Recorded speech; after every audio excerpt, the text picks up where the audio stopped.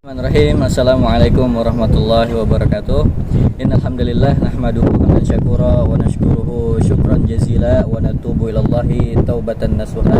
Asyhadu an la ilaha illallah wahdahu la syarikalah lahul mulku wa lahul hamdu wa huwa ala kulli syai'in qadir.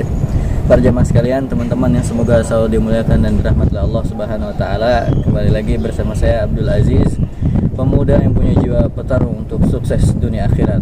Ya, harus begini teman-teman. Jadi untuk semangat gitu ya, jangan melehoy gitu mukanya. Harus semangat. Ya.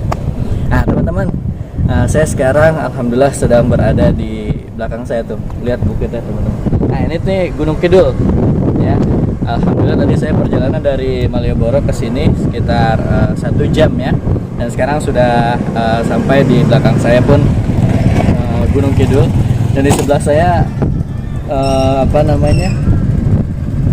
Parangtritis Beach ya, pantai Parangtritis. Tapi sungguh disayangkan mau ke sana tidak bisa ya. Sekarang kita di sini saja.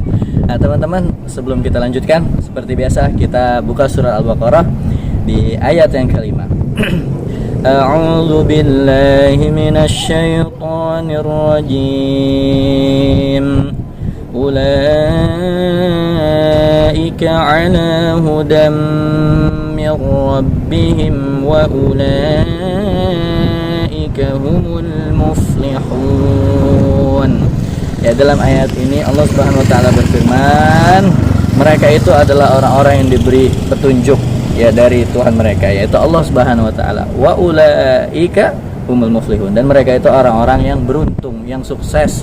Ya, jadi kalau orang kita sebagai hamba Allah Subhanahu wa taala diberikan petunjuk oleh Allah, itulah orang-orang yang sukses. Apa itu orang-orang yang beruntung itu?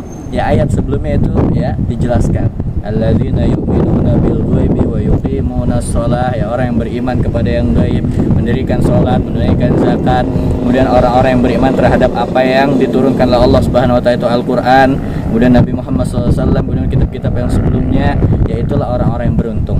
Nah, teman-teman yang semoga dimuliakan dan dirahmati Allah Subhanahu wa taala, oleh karena itu mintalah selalu petunjuk kepada Allah Subhanahu wa taala. Makanya kan kita selalu berdoa, Allahumma inna nas'alukal huda wat-tuqa wal afafa wal ghina. Ini salah satu doa ya yang harus kita selalu lantunkan kepada Allah Subhanahu wa taala, karena ad-du'a'u huwal ibadah. Ya, dalam hadis dari Imam At-Tirmidzi ya, Nabi SAW bersabda, doa itu adalah ibadah. Ya, jadi berdoalah pada Allah, apalagi di tengah-tengah COVID-19 ini ya. Sekarang ekonomi kita menurun, bahkan menurut JP Morgan ya, salah satu peneliti ekonomi ya, itu menerangkan kondisi ekonomi global ya saat pandemi ini itu sampai turun sekitar minus ya 1,1%.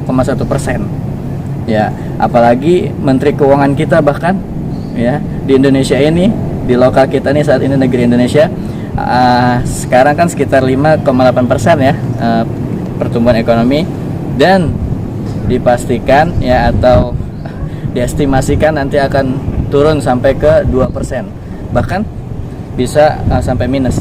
Oleh karena itu teman-teman yang semoga dimuliakan dirahmati Allah Subhanahu wa taala, yang mengambil artikel, yang mengutip artikel salah satu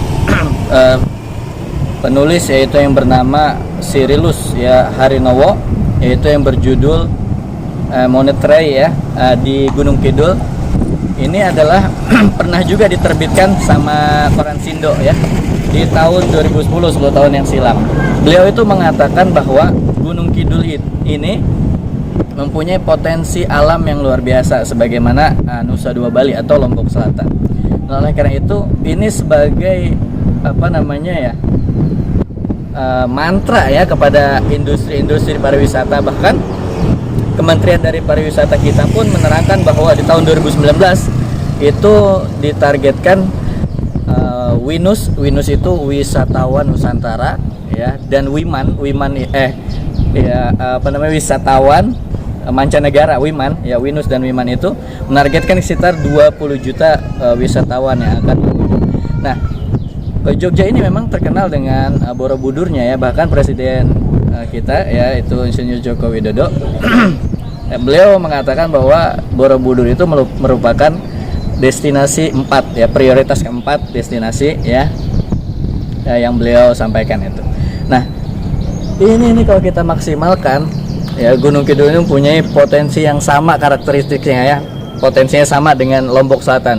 Kalau kita melihat ke Lombok Selatan, Masya Allah luar biasa kan potensi alamnya.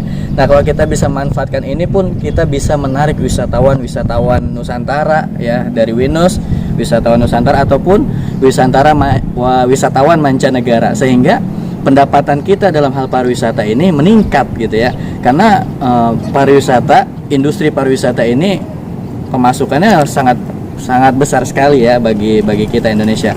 Nah, karena ada pariwisata ini, tempat